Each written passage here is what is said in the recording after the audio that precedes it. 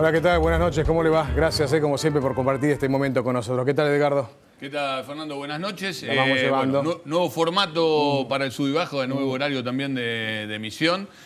Obviamente no vamos a meter, como siempre, con la realidad nacional, pero siempre vamos a elegir temas más de fondo, ¿no? Temas que tienen que ver con cuestiones sociales.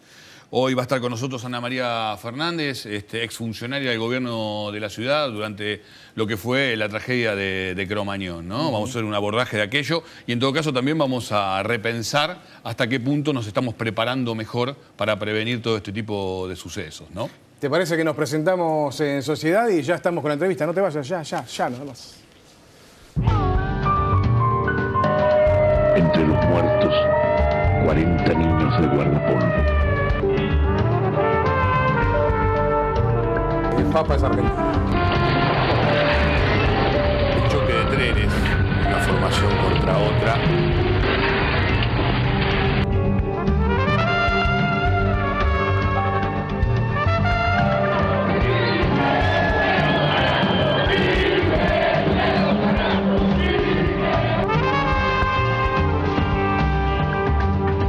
Si quieren venir, que vengan, les presentaremos batalla.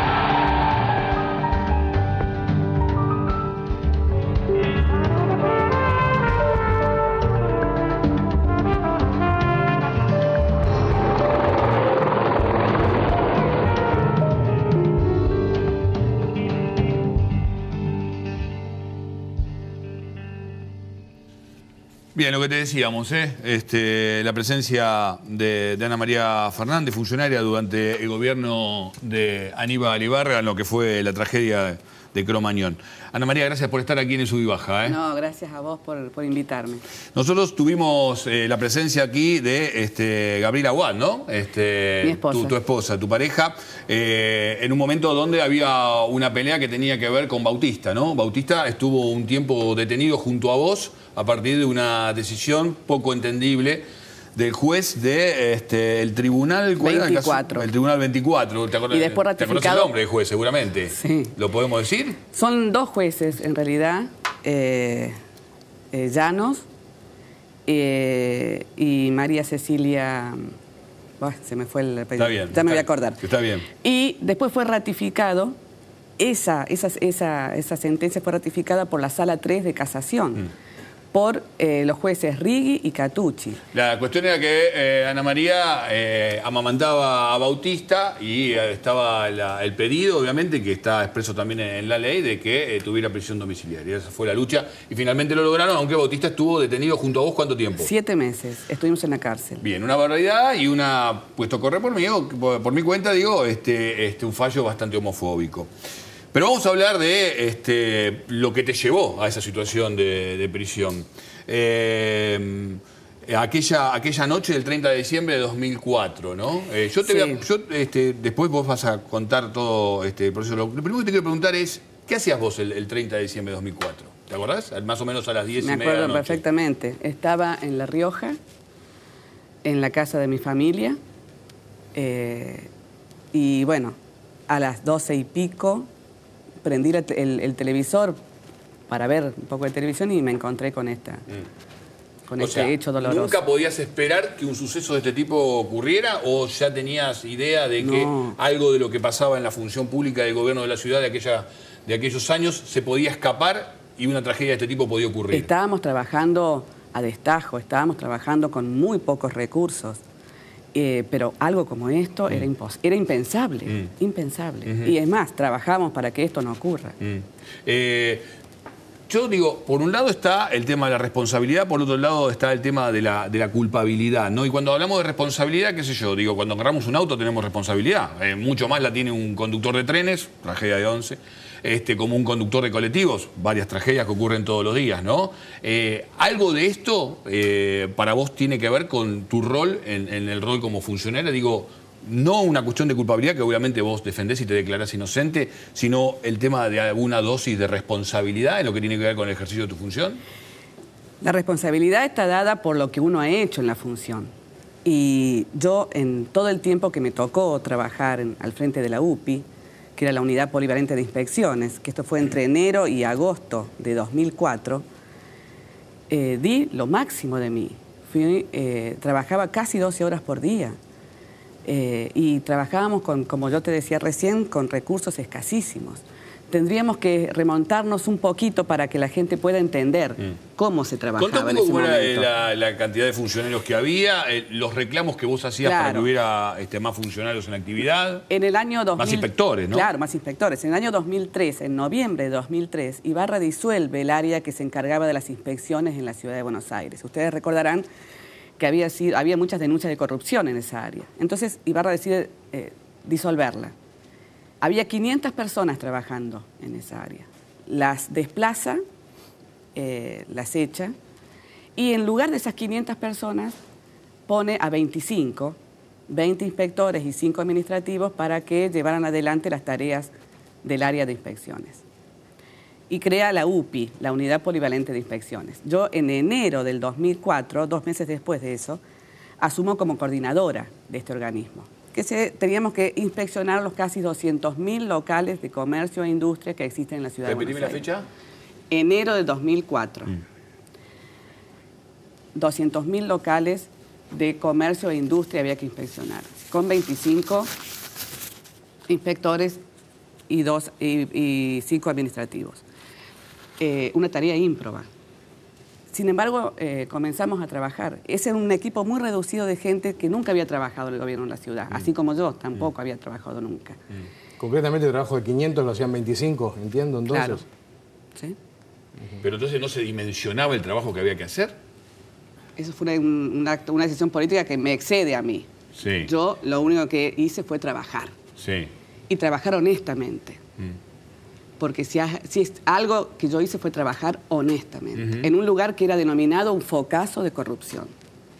¿Vos pertenecías a todo lo que había sido la carrera política de Ibarra, el FREPASO? No, vos venías una carrera como funcionaria, digamos, en otras áreas del gobierno nacional. Yo no había trabajado en el gobierno de la ciudad.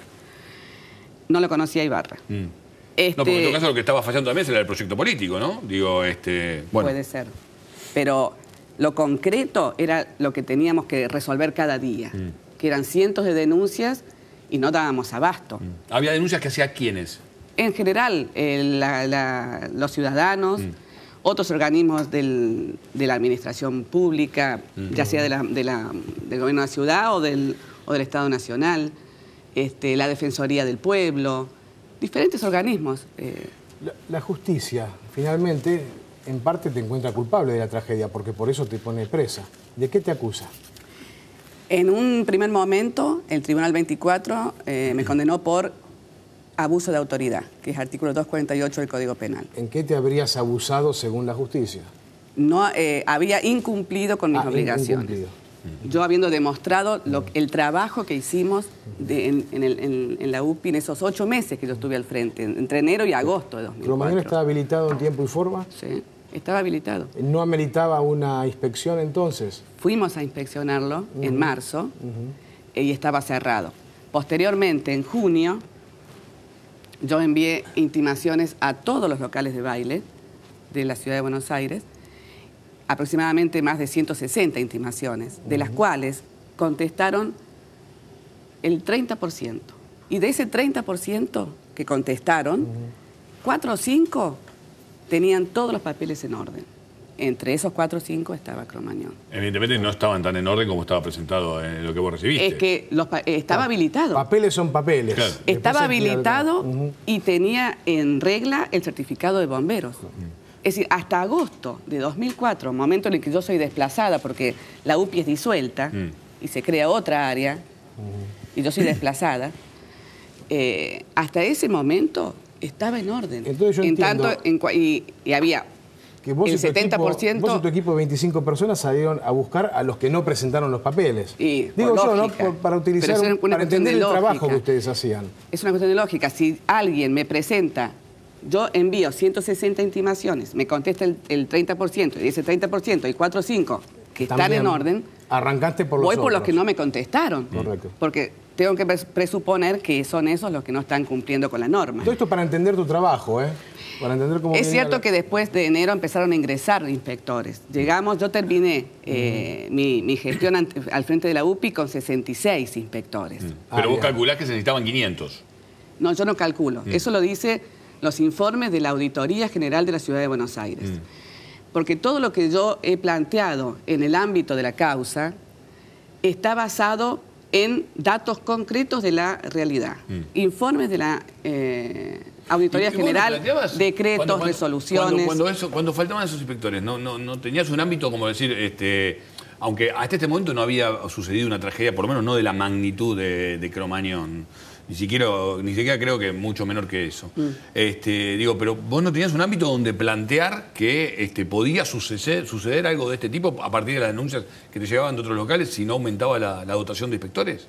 Yo elevé, de hecho, en marzo, a principios de abril, una nota a mi superior informando esta situación. Que con el plantel tan reducido que teníamos, era imposible hacer frente a todo el cúmulo de denuncias. ¿Quién era tu superior? La subsecretaria de Control Comunal. ¿Qué se llama? Fisbin. Sí, ella también está condenada por este tema. Exacto. Haciéndole puse en su conocimiento la situación, que también la conocía, porque ella también trabajaba en este tema. Y a partir de ahí empezaron a ingresar inspectores. Pero, como digo, en un número muy reducido, tan es así que llegamos a agosto con 66 inspectores. Tenemos que ir a la primera tanda. Hacemos la primera tanda y no te vayas porque seguimos, porque esto sigue y hay mucho todavía para hablar. Ya volvemos.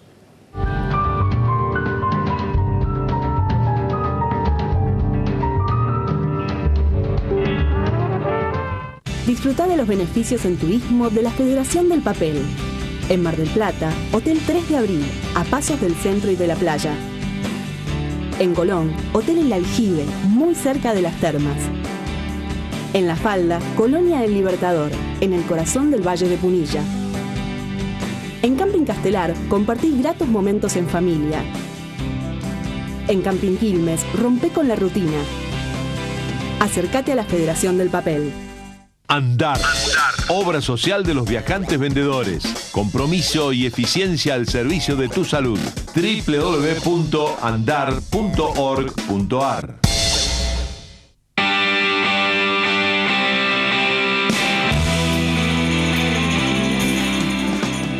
Obra social del personal del papel, cartón y químicos. 64 años acompañando la salud de nuestros afiliados. Excelentes beneficios, amplia cartilla médica, toda la cobertura que necesitas en Capital Federal, Gran Buenos Aires y el interior del país. Con más de 30.000 afiliados. Obra social del personal del papel, cartón y químicos. Sabemos dar salud. En 10 años de gestión, recuperamos nuestra obra social, refaccionamos a nuevo nuestro hotel de Mar del Plata, inauguramos nuestro propio camping social y abrimos nuevas sedes en distintas partes del país. Somos el Sindicato de Trabajadores Tintoreros, Sombrereros y Lavaderos de la República Argentina, un gremio que trabaja para su gente. ISB, Instituto Superior de Enseñanza de los Viajantes Vendedores. Capacitación y formación para profesionalizar y dignificar el trabajo. www.isb.edu.ar. Mundo Seoca, Sindicato de Empleados y Obreros de Comercio y Afines Zona Oeste. Un sindicato en constante crecimiento. Nuestros afiliados reciben grandes beneficios por nacimiento, escolaridad, también en turismo, recreación, afiliaciones y mucho, mucho más. Seoca Zona Oeste. Julio Rubén Ledesma, secretario general. La Gota, un programa de radio que nada contra la corriente. Conducción, Edgardo Chini y equipo. La Gota, militantes de las subjetividades en el reino de las hipocresías. AM 570, Radio Argentina.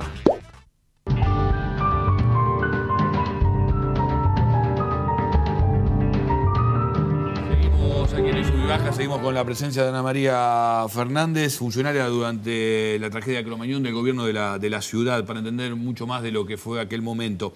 El suceso ocurrió el 30 de diciembre de 2004. Hubo 194 muertos, producto justamente del incendio. La investigación dio que hubo un elemento que se encendió de pirotecnia. Se calcula que el hecho ocurrió, como mencionábamos al principio, a 11 menos 10 de la noche de aquel fatídico 30 de diciembre. diciembre. Hubo muchos cambios, no es por ahí tema de charla con Ana María Fernández, pero sí continuidad periodística con Fernando y con el compromiso de sub y baja. Entre ellas, la conformación de una agencia gubernamental de control, que poco a poco va a tener más autarquía y va a tener más presupuesto y que se va a encargar justamente de generar la prevención y que además va a hacer concursos públicos y te van a tener que tener carrera en el tema del sistema de administración quienes se sumen a este ámbito, ¿no? Algo que, si querés, entre comillas, puede ser positivo, aunque los argentinos, lamentablemente, solo empezamos a hacer las cosas bien, quizás a partir de una tragedia. Volvemos contigo, Ana María. A ver, ¿qué era lo que hacían los inspectores? ¿Cuál era tu trabajo en este sentido y qué era lo que faltaba hacer en lo que tiene que ver con el cumplimiento de tu función? Y quiero aclarar, porque es importante para tu defensa también, el tema de que vos decís que en el momento de la tragedia no estabas cumpliendo toda la responsabilidad que sí habías tenido meses antes. Claro, porque entre enero y agosto yo fui la coordinadora de la UPI, con poder de policía. Pero a partir de agosto yo pierdo el poder de policía. Porque, como decía, se disuelve la UPI, se crea una nueva dirección general y al frente de esa dirección ponen a otra persona y a mí me ponen como adjunta, sin poder de policía, sin funciones concretas. Esto está aprobado en la causa. Está aprobado por testigos, por los mismos decretos que están publicados en el boletín oficial, por disposiciones. Está aprobado. Yo, al momento del hecho, carecía del poder de policía necesario para tomar algún tipo de actitud frente a este hecho y de responsabilidad. Pero bueno, también está aprobado en la causa el trabajo que hicimos esos 8 meses entre enero y agosto, con escasísimos recursos. Incrementamos un 140% las inspecciones a locales de baile. Esto comparado con la gestión anterior. En la gestión anterior había 500 personas. Nosotros... Que había sido la de Tellerman. No, no. La gestión anterior, digo, la dirección general que fue disuelta en el año 2003. Ah, ok. La de los 500... La del focazo de corrupción, como lo denominó Ibarra.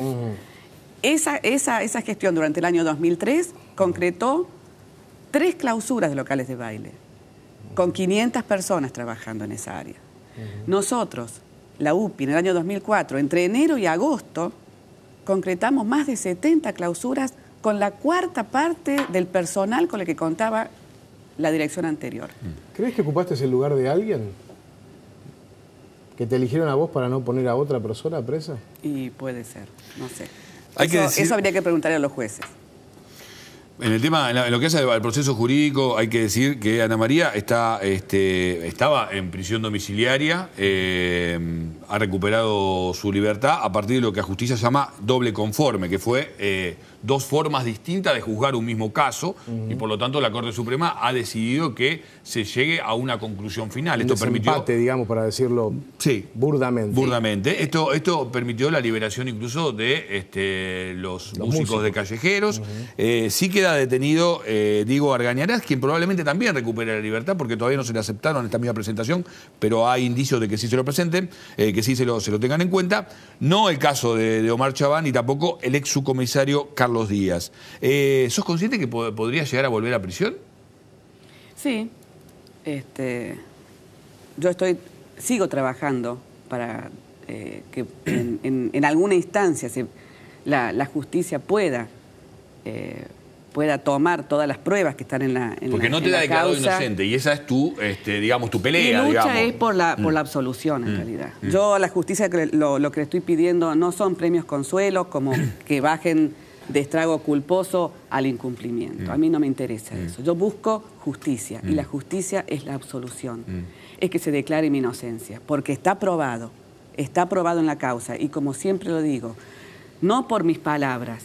Mis palabras tienen un fundamento en decretos, en resoluciones, en testigos que han probado, que se ha probado que la gestión que yo llevé adelante durante esos 8 meses en la UPI fue correcta, fue lo mejor que podíamos hacer. Nunca se demostró en nada que puedas haber estado ligado a alguna cuestión de corrupción. Absolutamente. Nada parecido al tema de habilitaciones donde sí, por ejemplo, cae la condena sobre un excomisario, ¿no? Tal cual.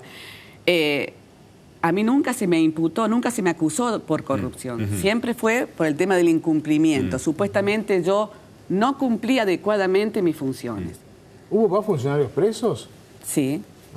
La que era mi superior, Fabiana Fisbin, y Gustavo Torres. Que en ese momento, que en el 30 de diciembre, de alguna manera te el quitaron la director responsabilidad. Te corrieron de la responsabilidad mayor y ocuparon cargos más importantes en lo que fue la última etapa de tu gestión. ¿Tuviste algún tipo de contacto con lo que fueron las víctimas de Cromañón? Ya sea los heridos, ya sea familiares de los muertos. No. Vos elegiste una estrategia de no hablar con la prensa, digamos, sí, tuviste una pelea muy fuerte y nosotros fuimos parte del tema de la injusticia en la cual estaba tu hijo Bautista, ¿no es cierto? A partir de, como decíamos antes, un fallo homofóbico desde todo punto de vista. Pero digo, cuando hablaste en tiempo argentino, tuviste una repercusión contraria por parte de muchos de las víctimas de los fallecidos en Cromañón. Y te lo pregunto porque Fontanet, el cantante de Callejeros, ha dicho que en todo este transcurso de este tiempo, elaborando el duelo y demás, muchos familiares de víctimas han entendido cómo lo vivieron los músicos y algunos de los que han sido asignados como responsables y empezaron a perdonarlos, ¿no? Esto también tuvo una repercusión muy fuerte por parte de algunas de las víctimas y familiares de las víctimas. Por eso te pregunto, digo, por ahí habías establecido algún vínculo con ellos. ¿No pensás, digamos, en ellos? No, ¿cómo lo procesás? Es un dolor muy grande que yo voy a tener hasta el último día de mi vida. Y supongo, digamos, ¿cómo no entender el dolor de una madre? Si yo soy madre también. Pero bueno, no se ha dado la oportunidad de acercarme. Ojalá algún día se dé, ojalá. Porque yo creo que muchos de los familiares, muchos de los que estuvieron en el juicio, saben que soy inocente, lo saben. Porque yo en el juicio declaré 4 veces. Expliqué paso a paso todo lo que había hecho durante mi gestión. Y todos los que estuvieron ahí conocen de mi inocencia. Entonces, yo entiendo el dolor, entiendo, pero creo que el dolor no justifica una injusticia. No justifica que una persona que ha probado que es inocente vaya a la cárcel. Lo que los padres dicen es que nadie se hace cargo, digamos, de la responsabilidad que tuvo, digamos, en lo que tiene que ver con todas las declaraciones. Esto mismo también que decías vos, ¿no? Dice como que nadie entonces se fue responsable. Nadie sí, fue de hecho, hay responsables. Chaván se ha hecho responsable. ¿Vos también te sentís una víctima, digamos, entonces, de todo este proceso? ¿Cómo? ¿Vos también te sentís una víctima de este proceso? Por supuesto. Con otro carácter, digamos. Por supuesto, porque yo creo que no puede ser que en este país una persona que fue honesta, que trabajó casi 12 horas por día, termine presa. No puede ser. Por eso es mi lucha. Porque tenemos que entender que en este país la honestidad no puede ser pagada con la cárcel. Insisto en que por ahí estuviste reemplazando a alguien, ¿no? Pero además de este momento horrible que pasaste detenida con tu hijo, luego prisión domiciliaria, ¿ahora de qué vivís? ¿Cómo está tu vida ahora a partir de esto? ¿Trabajás? ¿Cómo te mantenés? Digo, se me generan un montón de preguntas de lo que sería, disculpame la palabra, capaz no es la correcta, pero un ex convicto, alguien que sale. ¿Cómo te enfrentás con la vida? Y la estoy reconstruyendo, mi vida, de a poco. No es fácil. Gracias a Dios tengo a mi familia y a mis amigos que siempre estuvieron a mi lado. Y son en estos momentos más difíciles, el momento que yo atravesé junto con mi hijo fue el momento más difícil que cualquier persona puede atravesar. Uno de los momentos más difíciles. Y gracias a Dios nunca me sentí sola, siempre me sentí acompañada, mi familia, mi esposa que luchó como una leona para sacarnos de la cárcel, y mis amigos, todos estuvieron a mi lado. Inclusive gente que hacía años que yo no veía o que por esas cosas de la vida que uno se va distanciando, se acercaron para contenernos. Vos, Ana, decís, yo no me siento ni culpable ni responsable. No. Ni culpable ni responsable. ¿Y crees que hay culpables y responsables? Los tiene que definir la justicia. En eso no fijas posición. No, porque no voy a cometer el error que he visto de estos 9 años, casi 10 años, de personas que se erigen en en jueces. Entonces ya juzgan y condenan. Sin haber leído una sola foja de las más de 80.000 que tiene la causa. Y muchos periodistas he visto que sin haber leído, sin tener la mínima noción, juzgan y condenan. Ahora, Ana María, vos con tu experiencia y por el trabajo que has llevado adelante, yo creo que vos sabés qué pasó. ¿Por qué pasó esto? Creo que internamente vos sabés qué falló. Puede ser, pero eso lo tiene que definir la justicia, insisto. No lo dirías. No, porque no me corresponde a mí. No me corresponde a mí. A mí me corresponde probar... Vos entendés del tema, vos trabajabas de eso. Yo creo que vos sabés qué pasó.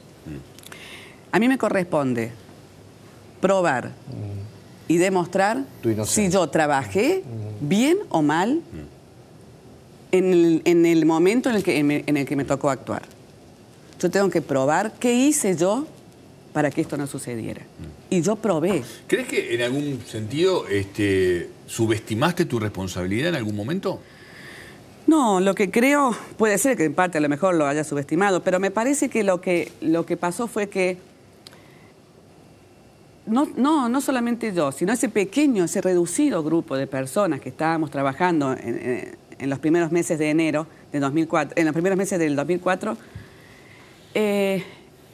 vimos que podíamos empezar a cambiar las cosas en el área. Sí, después te decía, porque del proceso político, porque supuestamente el FREPASO venía con otros aires que tenían que ver justamente con esto, ¿no? Claro. Y que se quedaron a mitad de camino o peor todavía.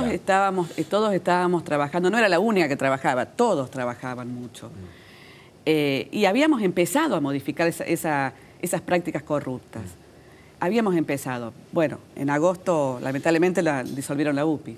Lamentablemente nos quedamos sin programa. Nos quedamos sin tiempo.